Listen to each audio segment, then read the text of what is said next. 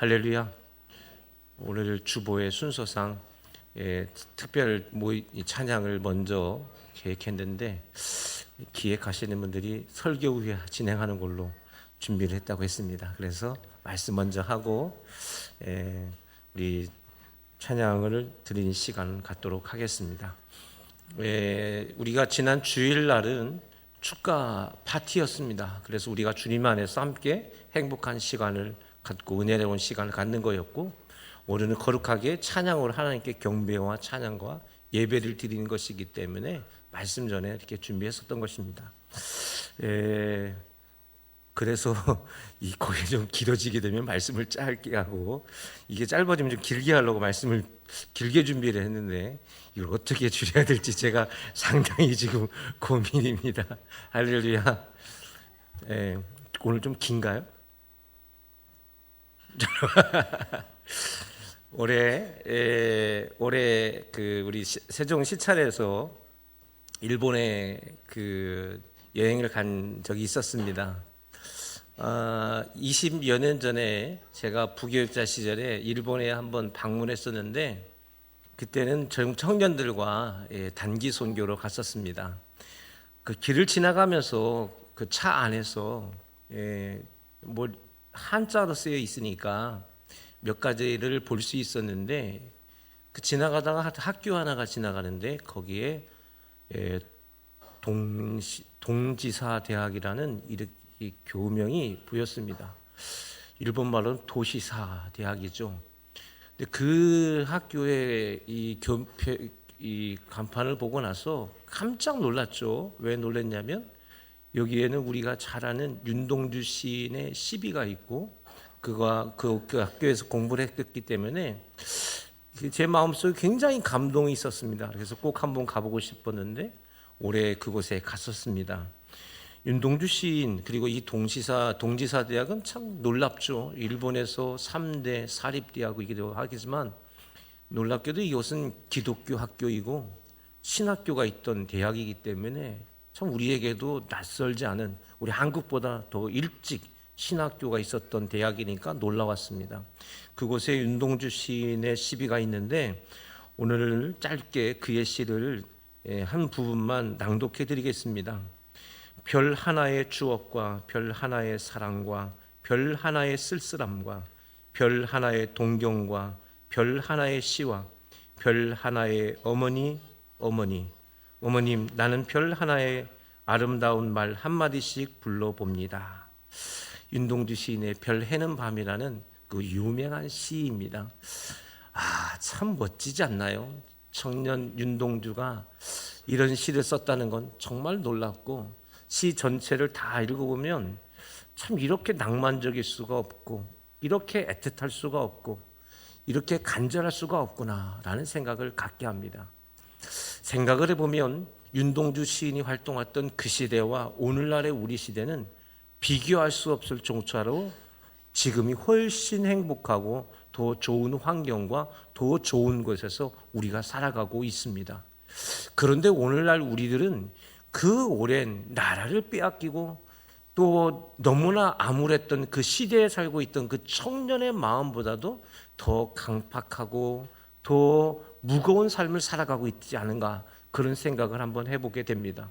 세상이라는 것, 그리고 환경이라는 것이 우리의 마음을 이렇게 무겁게 하고 우리를 이렇게 힘들게 하는데, 우리는 왜 윤동주 시인처럼 그 우리보다 더 암울했고 더 핍절했고 고통스러웠던 그 젊은 청년보다 더 힘들게 살아가고 있는가라고 생각을 해보면 결국 우리가 무엇을 보고 살아가느냐의 차이라고 생각합니다. 우리는 늘 땅을 보고 살아가죠. 땅에 뭐가 떨어져 있나, 땅에는 뭐가 있나. 그래서 물질을 쫓고 살아가고 돈을 쫓아 살아가며 세상을 쫓아 살아가죠. 근데 성경에 보면 하나님께서 아브라함에게 비전을 주실 때, 또 그의 아들 이삭에게 비전을 주실 때, 또 그의 아들 야곱에게 비전을 주실 때 그들은 땅을 보게 하지 않고 하나님은 어디를 보게 했을까요? 하늘을 보게 했습니다. 오늘 우리가 읽은 말씀은 동방의 박사들이 예수님을 만나러 찾으러 왔던 그 여정의 이야기를 배경으로 하고 있었습니다. 동방의 박사들은 일평생 그들의 조상 때서부터, 더 오랜 조상 때서부터 그들은 하늘을 연구했고 하늘을 보고 살았습니다. 그들이 하늘을 보았던 것은 하늘의 이 천문학을 통해서 자기의 삶을 점치려고 했던 것이 아니라 하나님께서 우리에게 약속하신 그 메시아를 보내주실 것이라고 그들은 확신하고 있었고, 하나님께서 예언자들을 통해서 말씀하신 그 예언을 믿고 하나님께서 우리에게 약속하신 그 메시아가 오실 때까지 그들은 자손들에 이르기까지 자녀들에게 하나님을 향해 가고 하늘의 별을 보게 하는 그런 꿈과 비전을 주게 된 것입니다. 여러분, 오늘날 우리의 마음속에 기쁨이 있는 사람이 있는가 하면 어둠이 있는 사람이 있어요. 비전이 있는 사람이 있는가 하면 비전이 절망 가운데 살아가는 사람들이 있습니다. 결국 우리가 오늘날 이 어려운 세상 속에서 이 살아가는 우리 모두에게 참된 축복은 그 무엇이 아니라 사실은 내가 꿈을 보고 살아가는가, 비전을 품고 살아가는가, 하늘을 바라보고 살아가는가, 아니면 땅만 쳐다보고 살아가는가, 그곳에서 우리의 차이가 나타난다는 사실들을 기억할 수 있기를 바랍니다. 예수님께서 이 땅에 오신 것은 무엇일까요? 오늘 본문 말씀 1절 말씀을 한번 볼까요? 1절 말씀 다 같이 시작. 헤로드 왕 때 예수께서 유대 베들레헴에서 나심에 동방으로 박사들이 예루살렘에 이르러 말하되. 여러분, 하나님께서는 이스라엘 백성들에게 성경을 통해서 많은 예언자들을 통해서 무엇을 약속하셨냐면 메시아가 올 거라고 말씀해 주셨습니다. 예루살렘이라고 말한다면 그들은 이 도시는 신앙의 도시고 믿음의 도시고 은혜의 도시였습니다. 그렇다면 그 도시에 살아가는 사람들은 일평생 무엇을 보고 살아가야 되냐면 메시아가 올 것만 기다리고 살아가야 되는 것입니다. 하늘을 연구하고 하나님의 뜻을 연구해야 되는 사람들이 예루살렘에 살아가는 사람들입니다. 그런데 막상 이곳에 예수님께서 탄생하셨는데도 불구하고 예수님께서 탄생하셨다는 그 사실을 예루살렘에 있었던 사람은 단 한 명도 알지 못했습니다. 오히려 저 멀리 걸어서 한참을 지나야만 올 수 있는 이 동방의 사람들, 페르시아에 있던 박사들이 예수님께서 탄생하신 것을 알고 어디로 오게 됩니까? 예루살렘에 오게 됐습니다. 예루살렘에 와서 그들은 물었습니다. 유대인의 왕으로 오신 이가 어디 있느냐고 묻고 또 물었습니다. 물었을 때 백성들은 전혀 알지 못했습니다. 오히려 오늘 말씀 2절 3절에 보면 이런 말씀이 있어요. 2절 3절 말씀 다 같이 시작. 유대인으로의 왕으로 나신 이가 어디 계시냐? 우리가 동방에서 그의 별을 보고 그에게 경배하러 왔노라 하니 헤로드 왕과 온 예루살렘이 듣고 소동한지라. 아멘. 성경에 보니까 그들이 소동했다라고 성경이 기록되어 있어요. 소동했다는 말은 무슨 말이냐? 뒤흔들리다, 당황하다, 무서워하다라는 뜻입니다. 그곳에 있던 모든 사람들이 깜짝 놀랐습니다. 메시아가 온다고 약속하셔서 진짜 메시아가 왔는데 이들은 전혀 메시아를 기대하지도 않았고 메시아가 오시기를 바라지도 않았습니다. 오히려 그들에게 메시아가 왔다는 말에 소동하고 놀랄 수밖에 없는 그런 역사가 그들 가운데 일어나게 된 것입니다. 우리가 기다리는 예수님은 2000년 전에 태어나신 그 예수님이 아닙니다. 우리가 기다리는 예수님은 이 땅의 주인이신, 이 세상 만물의 주인이신 예수님을 기다리는 사람들입니다. 할렐루야. 오늘날 우리는 이렇게 성탄절에 남들처럼 놀지 않고 즐기지 않고 예수님의 탄생을 영광을 돌리며 예배하며 특별한 시간을 갖는 것은 예수님이 이 땅의 모든 것의 주인이시기 때문에 그렇습니다. 할렐루야. 믿음을 갖고 살아간다는 것은 무엇일까요? 믿음을 갖고 살아간다는 것은 매우 고단한 일입니다. 믿음을 갖고 살아가는 것, 신앙을 갖고 살아가는 것은 고단한 것입니다. 동방의 박사들은 조상 때서부터 지금까지 그들은 자기의 삶의 모든 것들을 포기하고 오직 하나님의 약속을 붙들고 자손의 자녀에 이르기까지 이것을 준비했습니다.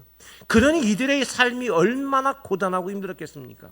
물론 페르시아에서 예수님께로 오는 그 여정도 힘들었지만 그 아버지가 아들에게 너희들은 반드시 메시아를 기다려야 된다. 우리는 반드시 메시아를 기다리는 사람이 되어야 된다. 하늘을 연구하고 하나님의 징조를 기다려라. 이 이야기를 듣고 오랜 자기가 자기 자녀에게 또 가르치고 또 가르치고 그 고단한 삶을 살아간다는 것이 얼마나 힘들고 어렵겠느냐 말이에요. 노아가 방주를 지을 때 100여 년 동안 방주를 짓는 그 과정이 얼마나 힘들었겠습니까? 아버지가 아들에게 아들과 함께 매일마다 방주를 지어가는 그 과정이 고단하고 힘든 거죠. 신앙이란 무엇입니까? 고단한 길입니다. 신앙은 고단한 것입니다. 그러나 그 영적인 삶은 우리에게 무엇을 가르쳐 줍니까? 그것이 가장 고결한 삶이라는 것을 가르쳐 주는 것입니다.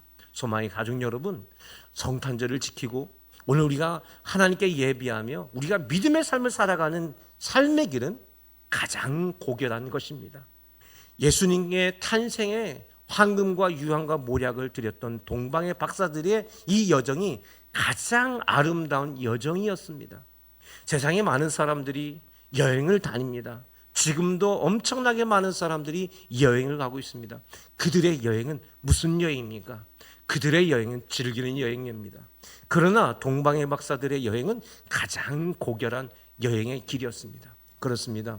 오늘 이 땅에 살아가는 모든 사람들이 여행과 같은 인생을 살아가고 있습니다.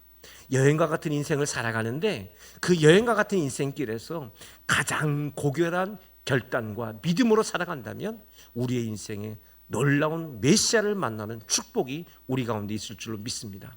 아무쪼록 우리 성탄절에 여러분 모두가 아기 예수님의 탄생과 예수 그리스도의 은혜들이 여러분과 함께하기를 주의 이름으로 바랍니다. 아버지 하나님, 우리 소망의 성도들에게 예수님의 탄생을 축하할 수 있도록 은혜 주시니 참으로 감사함을 드립니다. 오늘 이 시간 예수님의 오심을 동방의 박사들이 황금과 유황과 모략으로 드렸듯 우리 성도들이 찬양과 몸짓으로 영광을 돌려드립니다. 우리의 찬양을, 우리의 몸짓을 돌려드리니 우리의 영광을 모든 것들을 받아주시옵시고 우리들에게 은혜로운 시간, 축복된 시간 되게 하여 주시며 오직 예수님만이 홀로 영광 받아 주옵소서. 우리 주님 예수님 이름으로 기도드립니다. 아멘.